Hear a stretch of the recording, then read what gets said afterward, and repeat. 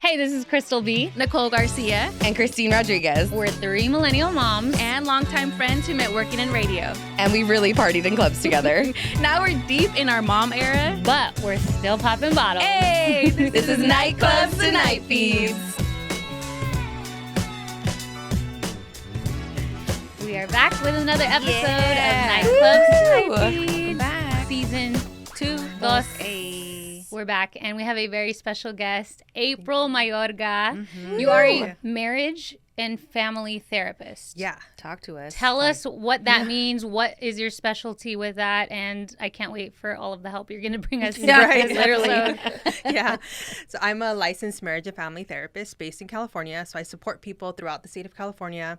I have an office in Burbank, and I am a certified couples therapist with specialties in attachment, trauma, and infant parent mental health. Amazing. Wow. Get it, So girl. we brought you here today for something very specific, which is grief, but we need to bring you back. She'll be for coming back. everything Yeah. else. Yeah. Like, you cover bases. Yeah. Right. Yeah. I've also, like, in my initial work, I supported families who were victims of traumatic grief. So people who lost someone in a very traumatic way, such as homicide. So that was like my early work.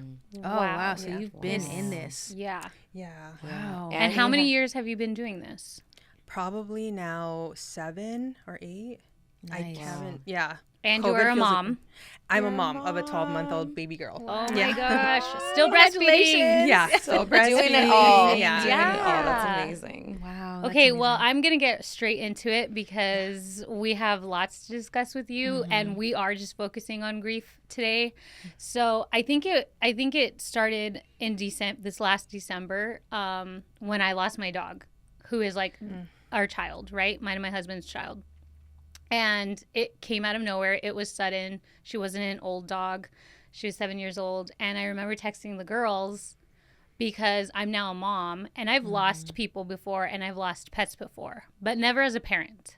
Yeah. So this one just felt really different because I couldn't mourn. I couldn't grieve the way I used to because there's this little toddler that wants my attention, that when I walk out there, it's just playtime to him. And my mind is so pulled into, my dog was in the hospital for a week, but we kind of knew where it was going. So my mind is trying to be positive, but my mind is knowing what it's looking like and realistically what's going to happen, and just trying to prepare myself now as a parent. Now I'm like, I'm an adult. Yeah.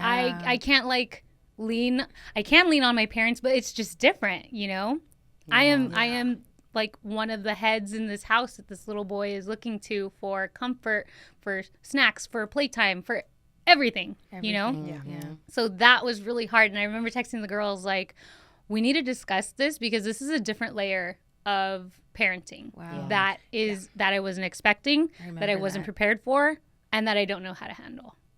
Yeah, this sense of like wanting to box yourself in, right? And to not like expose your child to something that they might not be ready for, but also like determining and measuring what's appropriate. What can I show my little one? And I think we already start doing that like early on in like the newborn and infant phase, where we are not necessarily expressing our wide range of emotions because of fear of impact, right? Developmental impact. And is that something that was showing up for you? Probably? Right. And so that part, and also like he's 2, he had just turned 2 when this happened. So she's also a constant in his life. She lived with us. She was there since we brought him home from the hospital. He now knows her. They now have their own routine. Every night before bed, it was they would run together. She would chase him, and like he knew we're going to run with Canela. Like that's something that hit me that week when she was in the hospital. And she wasn't there, and he's asking for her. And I'm like, shoot, like, what, like, no está aquí. Like, she's not here. And we kept saying she'll be back, though, and she didn't come back. So that was another layer, too, because now he's asking for her. And then it also hit, like, a triggering point. After she passed, he would still ask for her. And it was almost like I couldn't wait for him to forget her. Because it was so triggering for me. And till this day, he still brings her up. Wow. He still says her name. And I thought he would have forgot by now because he is so little and he hasn't seen her for months. Yeah. He still says Nana. Y Nana. And we say, ¿Dónde está Nana? He goes, up. Up, and he points up because he knows she's in heaven. But I'm just like, I hate that I want him to forget her.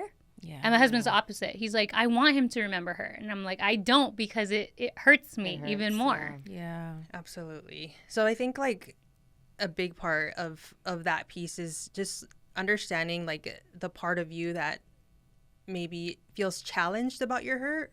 Right? Like in that sense, and not to therapize you right now, right? Or anything. Go ahead. Like Please do it. Therapize we need it. Yeah. Right. No, but just sitting with that, like what part of you like has thoughts around the hurt and how that would look like as a mom.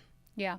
Right. Like, and is there some kind of fear of showing your little one what mom who is hurt and grieving would look like and how that would impact him? Right. And I think that's it. Like if he sees me crying, which he has like twice, I think, after she passed, I was crying in front of him. And then it kind of broke my heart because he's coming to me trying to console me. And I'm like, that's not your job. Right. You're two, you know, like you should be happy playing, asking where your snacks are. That's what you should be worried about, not why mom is crying. So then I almost feel guilty for him to see me that way. It's very complicated. I don't think there's like a right answer to grief, right? But also, are you handing him the job to console you, or is he a witness to mom's process? Right? Like so viewing it like can you view it that way? Like because many of us didn't see our parents crying, and then that in turn created a block and a barrier to us being able to connect with them in that way, in those depth and painful emotional ways. And so maybe this is an opportunity, right? And a bridge versus like a block. Yeah, I love that. I love that. You saying all this, I realized like when you're talking about boxing yourself in, we also lost our dog when Poppy was around the same age as Santi. And I feel like I just completely blocked that out. Like until you started saying all this stuff, I'm like, wait, yes. Yeah. Now I'm remembering that we also went through this, and I think like I did do that. I tried to like even now try to compartmentalize it and be like, okay, this, even then when it first happened, like this is my moment to be sad for this. And it's when she goes to sleep or like when she's not here, you know, even for us, she died in our house. And so that was a whole other range of emotions because I think my husband was home with my daughter by himself. When she passed, I was at work and he called me and I could just tell that something was, I was calling him because I was like, she seems off. Like, she didn't want to go to the bathroom. Like, I don't know what's going on. She was 12 and that's like French bulldogs. That's their normal range. Yeah. And that morning, actually, I had taken a photo of her with my daughter and it was so weird. It was a Polaroid photo. And in the Polaroid, the half with Darla was her name. The half with Darla, like, did not come out. Like, it was, like, dark, like a shadow. Wow, yes. like she was transitioning. It was so weird. And Poppy's, like, all bright. She's in her Tinkerbell outfit. Like, I'm getting chills just thinking about it because in the moment, I didn't think much of it. And then I thought, and then it crossed my mind, like, is this her last day with us? Is this her last week with us? Wow. And my husband was like, she seems okay. Like, just, you know, you have to go to this. I had an event. You know, she'll see you when we get back, like, or whatever he was telling me. I don't even remember. But then when I called him and he said, you know, she's gone, I just obviously lost it. And I was at an event at a corporate thing. So I'm like trying not to show the emotion. I'm trying to pack all my stuff up and just like get in the car. And the first thing I think I said to him was like, is Poppy in the other room? Like, because she was a constant and Poppy was so used to like, Darla, at that age, she was already like, let's take Darla outside. Like it was part of her routine, like you're saying. Yeah. And that was the number one thing that came to my head. Like, I don't care about how I feel right now. I'm just like, is she okay? Is she in the other room? Like, is she traumatized? Like, she's in our laundry room and my husband had to wait till I got home to like take her, you know? And obviously he didn't want to leave without me seeing her either and saying, like, I was like, leave her in there. Like, I need to get home. I need to see her. Yeah. And so my mom ended up coming too so she could take Poppy out of the house because I think I knew, like, my mom knew, like, she's going to lose it when she gets back here and there's going to be no way of, like, hiding the crying. It's going to be loud, you know? Yeah. So she did do that and she removed her. And like you're saying, for weeks, and even still now, she's 4. This happened when she, I think, just turned 2. She still now brings it up. And at that time, I explained it like she was into Coco at that time. So I was like, you know, Darla went to go be with Dante. And she was like, oh, and then she got it. But now, and I think I told you guys this before, like she's brought up seeing her in the house. Yeah. Yeah. And she's been like, I have it on video. She's like, Darla's there. I'm like, where? Okay. These kids, man. I know. Yeah, so I don't know. I definitely still, I think now, don't allow myself to like fully feel what happened, you know? No, I understand too. Like right in the beginning when you said that, like being in the bathroom or like when your little one is asleep, like that ability to fully be liberated in your grief and cry. Because also little ones, like we just have to like gauge the developmental appropriateness of grief and like how much we can express in front of them, because they can't contain much, right? I don't think they also could contain like the explanation of things. They're just like seeing the behavior, Right. So if it becomes like, if you're assessing it, right, and you get to the point where you're like, well, this is actually very traumatic for my kid to see me like Wailing. Exactly.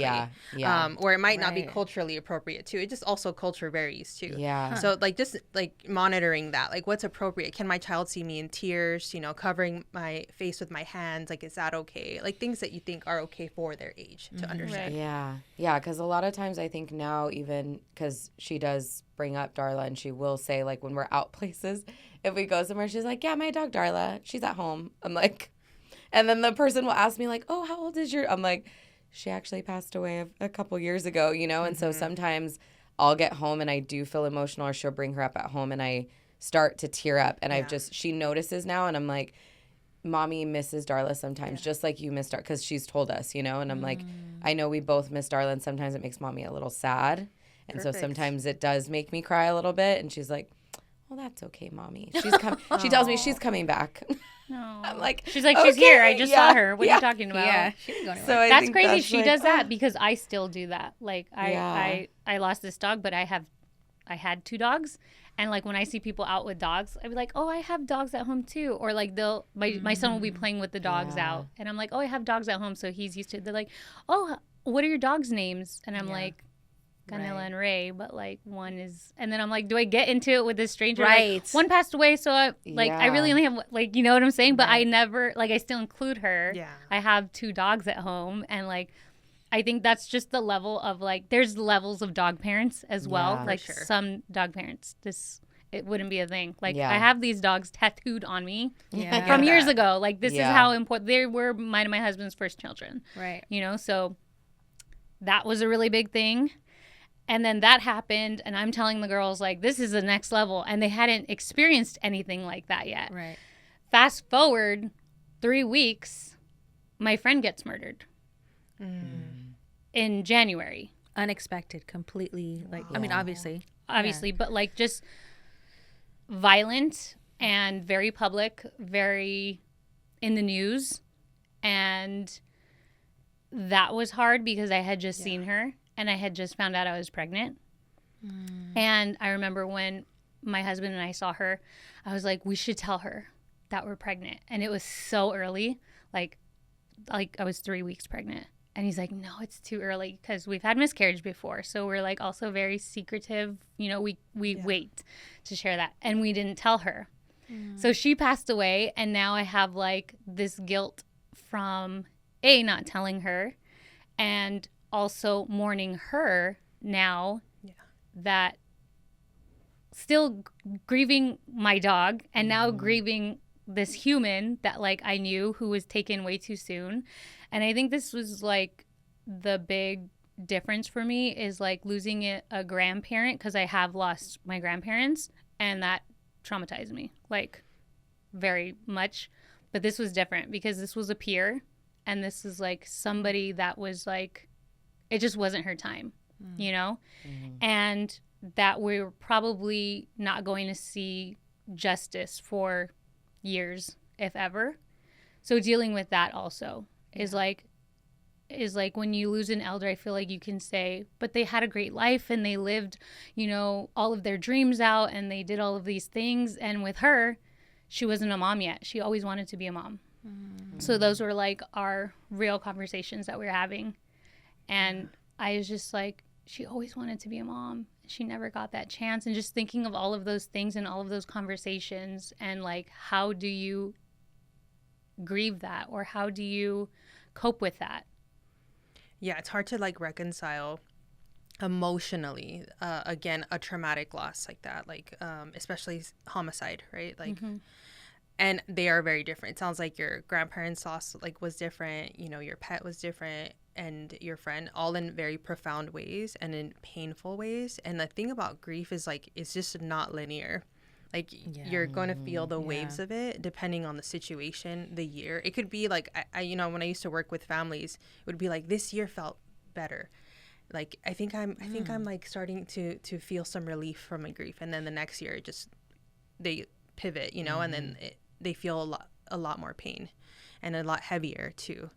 Is there relief though at some point in these situations? I don't know if it's relief or the way that you carry grief changes. Yeah. Like it just becomes part of your life. Right. You don't ever, it's not going to disappear. I think that like we can learn to integrate these lost loved ones in our life as a lost loved one, right? Like you've mentioned, like they're still with us, like, you know, Darla's still with us, you know, and like you're like Anela, but in a different way. Like we're not going to walk in this life with them in the same way, but maybe they're part of like a ritual or a routine or a memory, a song, or when you think about your pregnancy or like, you know, your little ones, like they were part of the beginning thoughts, like of this journey. Yeah. I think that was also like really hard because finding out I'm pregnant and then this traumatic thing happening, and I'm like, but I can't be stressed. Like I don't want to be stressed in such a vulnerable time as well because I am pregnant, but then I also feel guilty. Like I was also trying to be extra present with my child and like play and like do things with him to get my mind off of losing my friend, but I'm also like, but that is probably also not good for me as well because I'm gonna like explode in grief, or it catches up. Right. So if you're not processing like immediately in whatever way you can and in your capacity, like there will be a moment where it does show up, and I don't know if you could be prepared for it.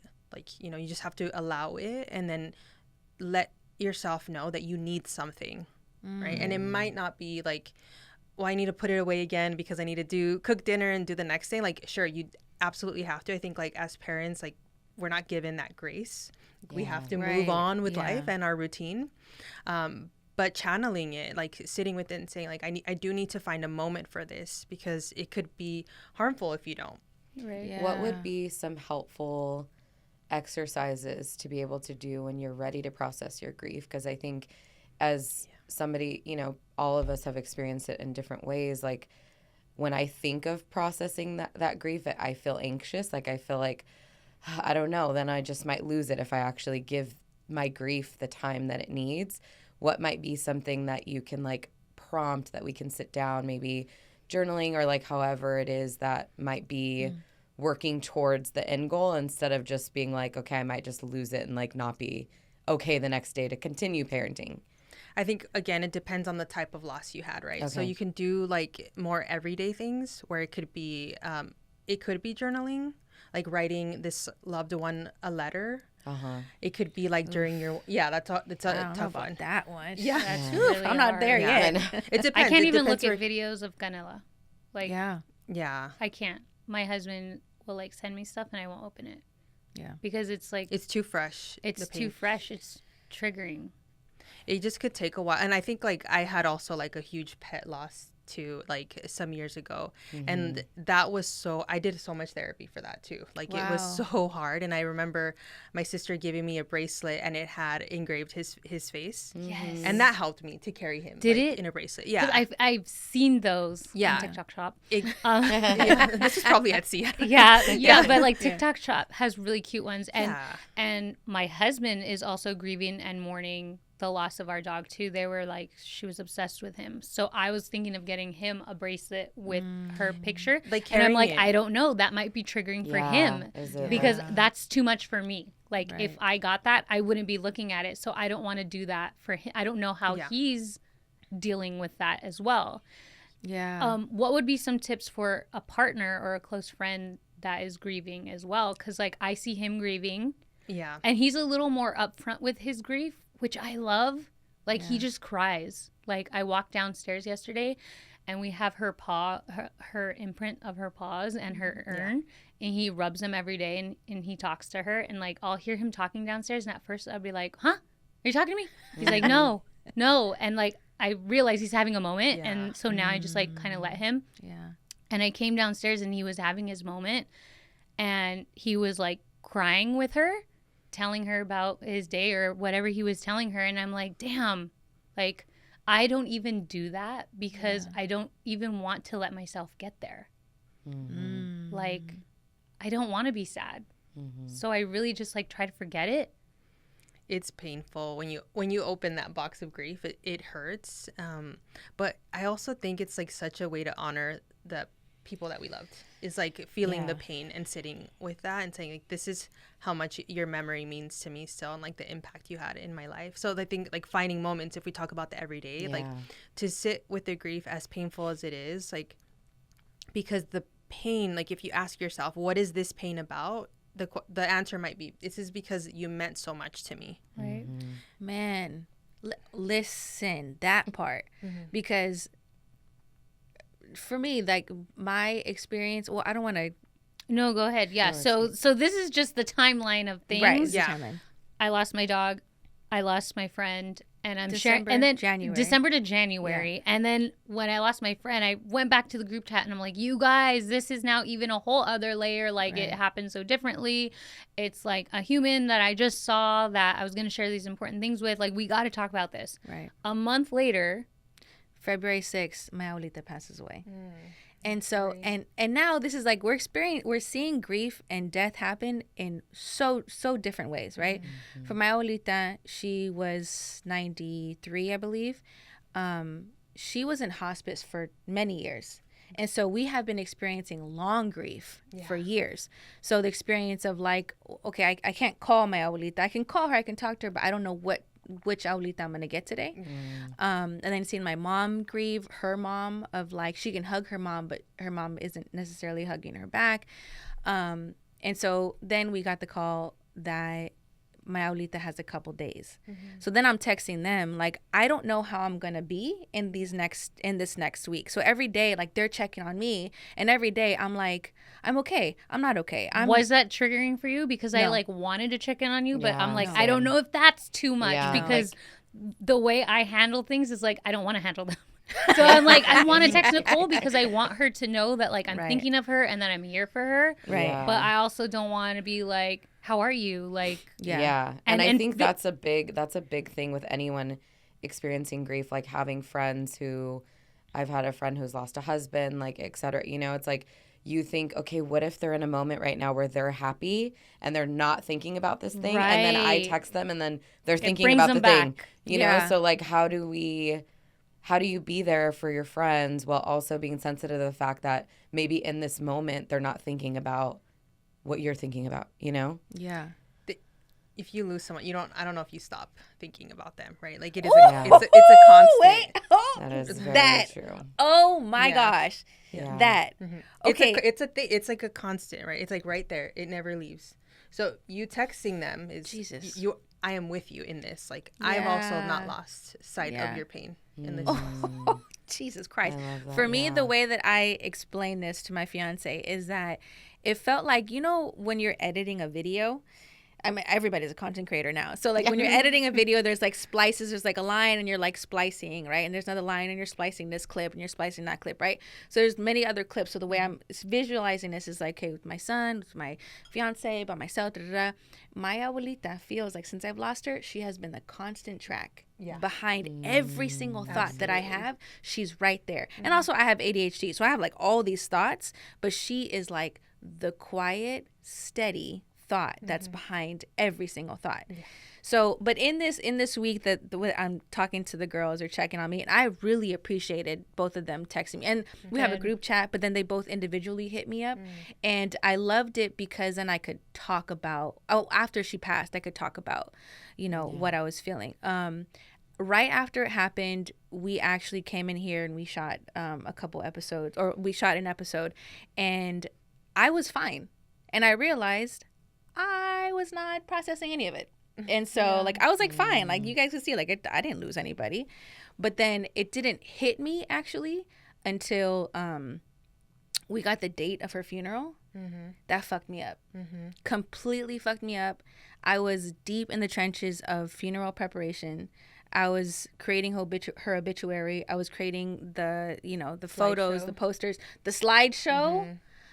Every time I opened it up, I was bawling, like looking at all the videos, all the photos. Like, it was a lot. But that, and I came back to the girls and I was like, yeah, we definitely need to talk to somebody about this, because being a mom while doing this, it was like the couple of days before my abuelita passed away, I was feeling grief. And that was the day that my son decided he didn't want to wear his diaper. Okay. And I was like, I need you to put this diaper on, or this pull-up on. And and I found myself not being myself, my normal, like, gentle, sweet self. I was like really aggressive. And I was like, okay, I need to step back and be like, all right, this is what it is. If you're not wearing a diaper, if you're peeing all over the place, if you poop somewhere, like, I remember hiding in the bathroom. He's like, amazing. I could poop anywhere. Yeah. The day that, when I got the call that my abuelita passed away, it was 7:41 in the morning. The call woke me up, and my partner, and we co-sleep with my baby, got the call. Obviously, I was crying when I got off the phone. My son, he sat up. He's 2.5, more than 2.5, and looked at me and he goes, Mama, you are crying. And I was like, okay. In my head, so many things came into my mind of like, the healing work, the work I've done. What would a therapist say in this moment? What am I supposed to say in this moment? This is like a critical moment, but also a critical moment for me, that my abuelita just passed. And I was like, yes, baby. Do you remember abuelita? Yeah, I remember abuelita. And last time he saw her, he was sitting down in her bed at the hospice center. And he's like, yeah, I was sitting on her bed. And I was like, yeah, she's with God. So then he associates God with our prayers. And he closes his eyes. He goes, dear God, thank you for food on plate. So then now he's going into prayer because he knows the word God. So he's going into different associations. So then I was like, now abuelita is with God. He goes, okay. And I go, I feel sad. I feel a sense of relief. I feel many things, Papi. And he was like, okay, yeah. And that was it. And I was like, okay. And I think at that point, my fiance took him out the room. I don't know.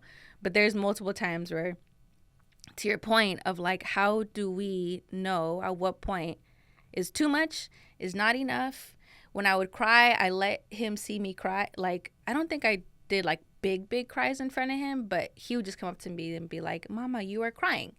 And it would just point it out. I'm like, Mommy's crying. I'm thinking of abuelita. But the thing I wanted to say though is when you said, when you feel grief, like for me, there hasn't been a label. And I'm curious about for you both also, is when I feel just a sense of grief, just thinking of abuelita or like seeing something that reminds me of her, it's just like a hit, and then it's just like tears. Yeah. There's no label for it. And I'm curious what you would say to that and how you both feel that too. I don't know part of you want to label it, right? Like to understand it. Yeah, to understand. Because I don't feel it's not sad. Yeah. It's interesting because the labels for sure help. Yeah. But then the experience, like that pit, that emptiness is like, does everyone else feel it? Yes and or no, right? Like it's so subjective, right? Like grief. I don't know if there's a word for it. I remember when I worked with clients again, they would just say like, it's just like such a depth in me, a pit that's empty. Un hueco, right? Like that's just like the emptiness that not necessarily anything is gonna fill. I just have to live with that. Yeah. So how is it for you two, or do you even think about labels with it? No, I don't think about a label with it. I don't have to put a label with it, but like I've shared with you guys, like I don't, like I know you welcome your abuelita in like all forms, and like when my abuelita passed away, like that was really traumatic for me, and I was praying that first night that she passed away, like, please don't come to my dreams. Like, I don't want to see you. Yeah. So, like, that's how I grieve. And I don't think that's a correct way. But, like, I mean, like, even now, like, listening to you, like, saying how you're, like, your point about the butterflies, which I'm sure you'll explain to her, and like seeing little things that remind you of your abuelita. For me, like I don't want to see those things because it makes me sad. But she's my screensaver, you know. Yeah. So like she's always with me, and I know that, but I don't like. I'm just still not ready, and this is like 20 years have passed now since I've lost my grandmother. Yeah. I'm still not ready to like see her in my dreams or like see her that way. I can't look at videos of my dog. Like, I don't know what you call that. Am I like burying my grief? I have no clue. Like, I'm different than you in that sense because I know you welcome that. Like, you want to see your grandma. I want to see her. Yeah, you want to know she's there and all of that. For me, I just know she is. Yeah. And like, I talk to my grandma all the time.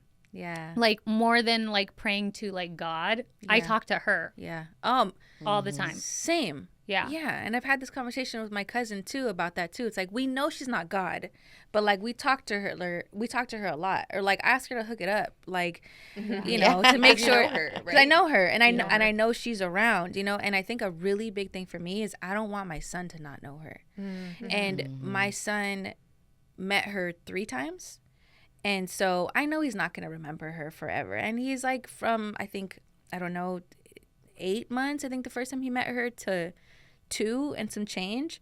So, but I want to talk about her. Yeah. To keep talking about her because I don't want, I want him to know a sense of like abuelita. In a way, for me, like I don't know anyone beyond my great grandmother, and I think that sucks.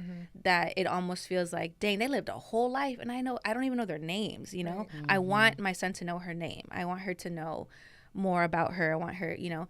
Whereas, just the other day, I was DMing you, and I told you about this. So I was joking. I was like, I had the zoomies in the evening, and so me and my son are both like hyper and silly and like doing all the things. And then I was joking with him, and I was like, no me diga, and I was like playing with him. That word, no me diga, reminded me of the phrase that my abuelita said when I got engaged was in December, and I went to go see her. She's the first person I wanted to like go see. And so I went to go see her. She had dementia. She was like in rough shape, but she wasn't like really speaking much. When I told her, she said the phrase, no lo puedo creer. And now that was huge that she was saying that, right? And so after I said to my son, no me diga, and I said, no lo puedo creer, thinking of my abuelita. And then my son's like, abuelita said that. And I was like, what? Instant, like that, like hit, instant hit. Instantly, like, put my hands down. Because he was not there. He was not there. That's the point. Yeah. I forgot to say that. Saint was not there when I went to go see my abuelita. He stayed home with Zaire, with my fiance. And so he wasn't there. So there's no way he would have known that. Right. And so I was like, oh, okay, cool. So abuelita's here. That's present. And, you know, just to your point, too, about Poppy seeing Darla, it's like there's a sense of they don't go. They're not. I mean, yeah, they're dead, but they're not here. They are here, you know? Yeah. Like, your family culture is so familiar with abuelita. Yeah. And so she remains and will be constant. Yeah. Even though he didn't know her. So that part, I was like, dang, and that hit me. But that wasn't, again, to the grief. It's like, it wasn't sadness. It was like a sense of joy and, you know, all these things. But I do want to revisit to what Crystal said, and I'm sorry if I missed it, about your partner being there for you in grief. Oh, yeah, how do partners support each other? And I do think that it's just over communicating. Like, it's also something I tell couples. It's like, the tough times are when you should be over communicating, over checking in. Like, what do you need? Is this conversation okay? Do you want to see do you want me to hold space for that? I haven't checked in on you for a while. I know, like, so my husband's also a therapist, but even then, like, we're cheat like, code, what? That's but amazing. Right? You guys know how to over communicate. We try. I think I sometimes, like, as a parent, you're just kind of go, but you do have to stop.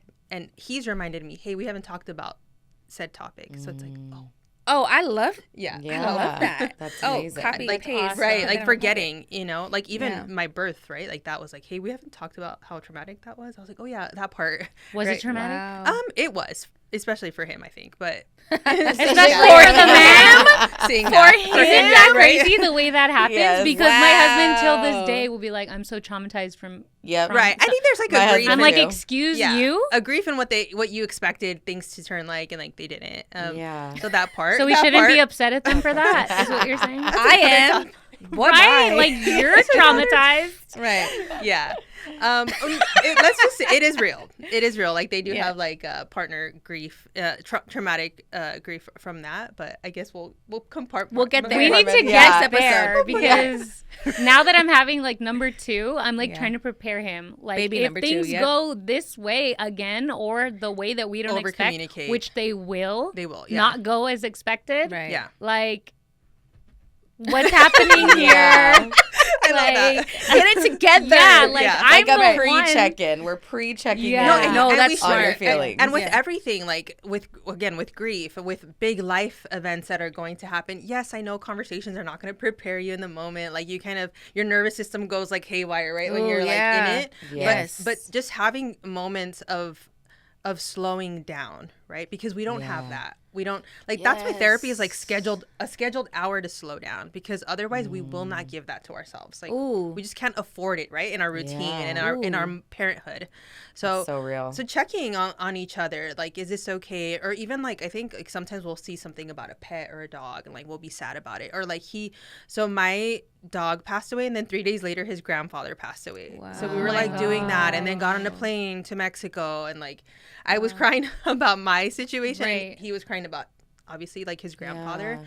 And so it's just like really hard to So how do you be there navigate for that? each Because other. he's sad because of this. You're sad because of this. Now you both are sad. Yeah. So how I can did you put be it in a there for box. one another? Yeah. So he was there for me, and when we were in Mexico, I put it in a box, and I was like, it went into like nurturing mode.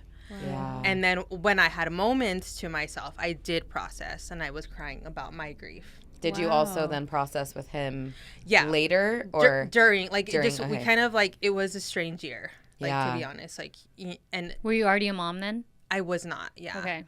So that just makes it a whole lot more fun. Yeah. We weren't, and now it still comes up though. We still remember like the people we've lost, and I don't know about you all, but thinking about our parents or our caregivers when we saw them lose, and it's also very confusing when you see them cry for one day and then they kind of just like go back to life. And I remember being worried, like, are they okay? Like, is my mom fine? Yeah. That's real. Yeah. Like, so just know that, like, and I thought about what you said about your little one, right? When you're in bed crying and he's like, okay, mom's sad. Okay. Like, I think your child, right? The core of attachment and relationships is, yes, mom, you're sad, but are we okay? Yeah. Right? Like, that's what a little one wants to know. Like, They are don't we want good? to feel like it's their fault. Yeah, or are on we them. good? Like, Yeah. am I going to still lose love you? Am I going to lose you to grief? Right? Because is my mom going to be so far gone? Wow. Is she going to be there for me? Like, attachment and relationship, like, that's the core. Like, are you here with me? I feel like you saying that just kind of took my breath away a little bit, because I lost my sister when I was in high school, and my mom, obviously now I think there's many layers to it, but part of it, even not being little, even being 17 when this happened, like I did think that, like, am I going to lose you to grief? Because I don't know what it's like to be a mom losing a child at that age, you know, and thinking like at that time, I think, you know, I was going through my own loss and like processing it in my own way, being like a second parent to my sister her whole life. Like it kind of felt like there was a part where me and my mom were in this together, because we were the parents basically, you know? And then there was another part of it where I was like, she's not losing it in front of us. I could tell that she's not trying to do that, you know? Even at the hospital when we got there, I feel like she went into right away nurturing mode. Like she wasn't wailing, crying. It was like, let me get my kids and try to be there for them in this moment, you know? But I feel like later on I did question that. Like I remember that year she didn't want to celebrate holidays. And I remember thinking, is this just our life now? Like, have I lost that part of my mom to her grief because she can't bring herself to take out the stockings or, you know, all that kind of stuff. And I think at that time, like my processing was like to turn to anger, because I couldn't understand, like, one, my own grief at all. And 2, there was also all these changes. How I was going away to college. Like there was multiple things happening at the same time, you know? And I think about that time now and I'm like, God, as a mom, and I think that's something that I don't even know what you would call this, but because I lost my sister, and to me, she was like my first baby. Like that's, I have a lot of fear of loss around my daughter. Like every day, every minute of every day, like it's not something that I've like talked about because it just feels overwhelming. Yeah. But I always put myself in my mom's shoes and I'm like, God, I can't imagine losing a child. And how did she carry on? Yeah. Because she had the rest of us, you know, and we didn't lose her to grief, thank God. But as a mom, like one who has experienced grief before and is like, I guess preemptively like trying to protect my emotions or my heart or whatever it is, like, what do you suggest that people do to like work through that and not have so much anxiety of and not live in fear? Yeah, not live in fear all the time of something happening, you know? First, thank you for sharing that. Of course. Sorry, I always cry on this podcast. That's such a painful experience, like that you're still carrying today, and you know, I don't even know where to begin with that. I mean, there's so many pieces. Like one, you lived through it. You saw that your life changed, and then you were hoping that everything around would seem normal for some time, hopefully, right? Yeah. And then having your little one, like you empathize with mom, not only mom but yourself, like your teenage self, young adult self who lost someone that you loved so deeply. And I think that, you know, that fear of losing. So you're sort of, it's funny because my own therapist said you're doing like emotional insurance, where you're kind of like not allowing yourself to, you're living in fear of the worst case scenario to prepare yourself if it happens. And like really it's like what if it doesn't happen? Yeah. Right. Like, so asking yourself, what if it doesn't happen? Because right now, what if the best thing happens? What if the best thing? That's what I've been trying to tell myself. Like, because I am super pessimistic. Yes. Yeah, especially during pregnancy, because I have had miscarriage. And I'm thinking all of the worst things can happen again and continue to. Yeah. And I'm like, or what if we just actually have another healthy pregnancy and a healthy baby? Yeah. What if you get to raise your beautiful little one, right? Like, and it's the best relationship too. Like, which it has been. Yeah. Like all of the what ifs. And I know it's so hard to also wrap your head around the positivity, because you know what pain is like. Yeah. You know what that's like. And I think the best thing you could do is open that part of you that's afraid to your partner. That's who we're talking about, partners, and to lean on them. Like, hey, I've been carrying this fear, or this thought keeps playing like on a loop in my mind. Can we talk about it? And like I've talked about like morbid shit with my husband too, and he just stares at me sometimes like, I'm so sorry, but there's nothing he could say of comfort, but like just you sharing it, that weight, you know, like I know it exists, this painful emotion and this fear exists, and I acknowledged it and I gave it space, and now I could put it down. Ooh. Even for a while. Until it needs attention again. So the communication, like it needs to be communicated. This entire life we have is about relationships and our attachment to the people around us, because it helps us make sense of the world. So we have to connect with others, and it could be via communication. Yeah. Like carrying these feelings we go through life like with each other. Yeah. I have a question, because we've been talking about like our own personal experiences as moms, at least, and dealing with both of our children were under the age of 3. So unfortunately, grief is going to happen our whole life, right? So there's going to be more of it, which sucks. And our kids are only going to get older and understand more. Yeah. So how would we talk to an older child, like 7, 8, 9, 10 plus, that can understand that somebody passed away, that this person is no longer here? How would we communicate that to older children? And for the moms listening, for the parents listening that have older children, like, what is the protocol for? So the thing is, you can talk to them. I know that there's like an instinct to want to shut like your children out, but you can at any point, again, using language that's developmentally appropriate and not putting them in a situation that would be traumatic. So some people say, can children go to funerals? That's completely up to your family. Is that something you're comfortable with? I know that I didn't take my little one, she was like months old, to a funeral. I just like didn't think. Yeah, I didn't take Saint either. Yeah. It wasn't going to help her process the loss, right? So for me, it was best to be there for my husband. It was a loss. His uncle passed, and like be there for him entirely with all of my attention, right? So if you have like a 7-year-old or an 8-year-old who can attend a funeral, maybe you create a plan, like a safety plan. Like maybe they don't go up to the viewing, like the casket, like that's not appropriate maybe for them. Like maybe that would be very scary for them. Yeah. Also having like an exit plan. If things like we talked about wailing, which was like more on the extreme side of grief, or fights break out, like, you know, tension amongst family, like just having an exit plan, or also like knowing that children have time limits, like they can't necessarily be in that kind of setting too long. Like imagining every mom knows their own child. And then there's books, like if this was a very close loss, like, you know, there's books you can read together and storytelling. I wouldn't avoid talking about it because that leaves room for confusion. And then like children processing in ways that are like unhelpful, like tantrums or like crying, withdrawal, or who knows, like bad behavior. It's a range of bad behavior.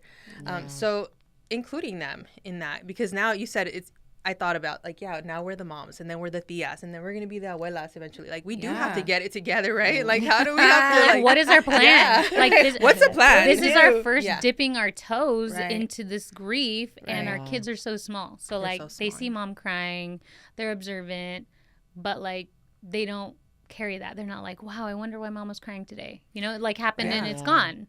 But when they're older, it's actually going to be conversations that we can have with them, but that is okay to do. And they don't have to be like these long hour processing. They could be very short conversations where there's acknowledgement and like acknowledgement of what has occurred, and to say like, do you have any questions, or are you confused about anything? I have a question. So I saw another creator talk about this in her experience, and she's like 7-8-year-old children, and she was saying the verbiage to use words like death and die as opposed to passing away and gone. To be honest with them. What is your perspective on that? I think you can be very labeling things, not like I'm trying to think of like not using make-believe language. Right.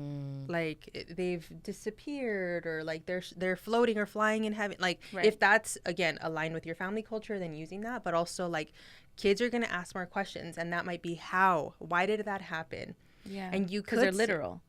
Literal. So passing away is like, but they know away means coming back. So passing away wouldn't even count. So because passing away to me, you can just explain. So if you're going to use that word, I would say explain what it means. What passing away means. So you say, sometimes people say passing away to talk about when someone dies, and that means like their physical body is no longer in this earth.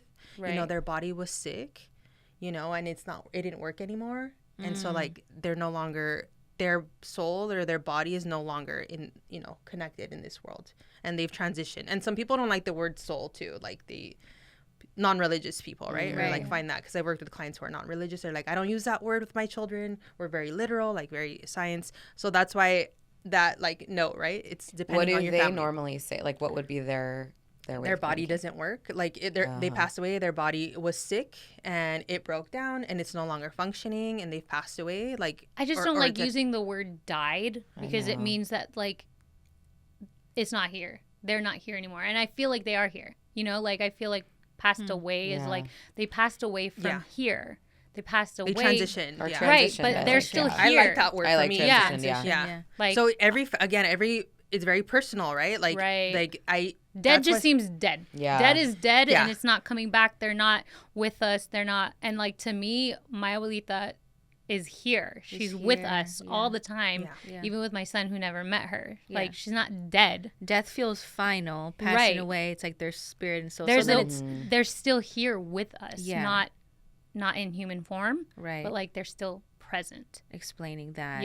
And even that when that happened, when my abuelita passed, I for me, the way I experience it passed away makes sense to me. And when I told it to my son, I didn't know what language to use, but the language I use for him, because also he's just 2, he had never heard the word death or died or any of that. So I just said she's with God. And I know he doesn't know what heaven is. He doesn't, and even religion isn't even like a question. Like we're not talking about well, not even a question. What I mean is religion isn't, we're not religious. Yeah. Which is not a topic, right? So, but we're very spiritual. We believe in God, right? So then he knows the word God. So abuelita with God. That was it for now. And if he has more questions, then I can, answer them when he gets older. But there's a really, and I don't know the details off the top of my head, but I recently saw, probably like within this month, the Sesame Street has like a really great segment on grief. And it is so painful. It's painful to watch. Yeah. Wow. That's why I don't think I finished watching it. I think it is painful to watch. Started. I saw I saw it on Reel. Like it's somebody very posted it old online. school. It's like one of the beginning seasons of Sesame Street where they talk, they're explaining to Big Bird about Mr. Hooper dying. Yes. And they did such a beautiful job. And they were, all of the actors, because he was a real person, like they're in the grief with Big Bird, and their eyes are just like full of tears. It's beautiful. So I think that is a great tip. Showing children like age appropriate things. Like, what is age appropriate to Sesame Street for that episode? I think 5, even 4. 5, Like if they have the language to watch like Sesame Street and say Big Bird and feel like up to the age of 8, I think there's only, from what I remember, I think 8 emotions, like happy, sad, mad, like, right? Like, scared. Like, think about, like, it's like 5 to 8 emotions that, like, the children only understand. Like, worried, tired. Nothing more elaborate than a whole new layer. Wow. A whole new layer. So, to recap then, as we're grieving, as parents, it's okay to show our children, our emotions, also understanding that there's whatever is appropriate for their age. Absolutely. And then our partners over-communicate with our partners. And our partners... And in relationships, because, like, we can seek refuge from friends. Like, me talking to the girls was so much more of, like... It was just a different experience than discussing with my husband, For sure. Who's dealing with his own grief in his own way. Yeah. But, like, discussing with them because they're not involved... It's just different. And like it gave me a different sense of like comfort. And also I do want to say that too, that so after the day my abuelita passed, they sent me a gift card for like Uber Eats. And I was like, this is really sweet. And I realized like when I was like in that thing, like in grief, I was like, oh, I don't know. I can't cook. I don't have the brain power to think about. So that Uber Eats gift card saved me a couple times. It reminded you thank you. It reminded me to eat. Oh, also, like I had no energy. You want to know what's funny and like so real about that though is we were gonna send you flowers and then we were like, wait, like what are flowers really gonna do for her? Right? They're gonna look pretty. And she's gonna have to clean them up. Yeah. All that. And then so we finalized on we should send her something where she could order food because she probably doesn't want to cook. That was real. She has to eat. The family has to eat. Family. So like for anyone listening, it's just a great tip for a mom in any. Yes. Whenever you want to gift a mom anything, Yes. an Uber Eats, a Grubhub, a something, so they don't have to deal with figuring out dinner is such a clutch key. My number 2 would be a massage. But like that's a good one. Yeah, if you need to gift mom things, like at any moment, gift that cards for liberated food me. and massages. And I appreciated both of you guys checking on me because now for me it feels, and I know this is just for me, that I enjoyed talking about my abuelita. I enjoyed like I appreciate talking about her, and like I would tell both of them like how I was feeling in that moment because I couldn't predict the day. But then after talking about my abuelita, just like it still for me it feels it's helping me process the grief to still talk about her, Absolutely. Yeah. April, thank you so much for coming. Thank you. Thanks for having me. This is amazing. This is, I feel, just our intro to you because we did bring you back for all couples things. To therapize us couples more. therapy. Yes. And Therapize us. And then we'll make our partners watch the episode. Yeah. Bring them in, right? Yeah. Really? Oh my God. How much time will you have? Right. Something we always ask our guests, what are your 3 non-negotiables as a mom? And you are a mom of 12 months, so congratulations. Yes. At this moment of your motherhood, what are 3 non-negotiables? Like between me and her? Or just as a like motherhood, your motherhood 3 journey. non-negotiables, like I am going to make sure every day I get at least 30 minutes to myself. It's a non-negotiable. Whatever your non-negotiables are with yourself, with her, with anything. Well, I think for sure my husband does night routine, so I get like that time for myself at night. Oh, you know, to just like, I love that. Yeah, like he does that. And what do you do? I'll read. I'll catch up on messages because I'm bad at replying Yeah. now. It's real with motherhood. So just like connecting or like even planning my week. Another is just like mental structure for myself and like creating a schedule. We got a calendar. Like with, you know, with the custom ones with the babies' pictures on all of them. Oh, yes. Yeah. So now it's like not only fun to look at, but like just being on the same page as a family, like that helps reduce fights, I think, right? Like that's a great tip. Yeah, we started just calendaring everything. We have on a our digital phone, one. But we have a big digital one in our kitchen. Oh, that's amazing. Yeah. And then like walks or socializing. So I either go on a stroller walk with my little one, or I commit to socializing with like other moms.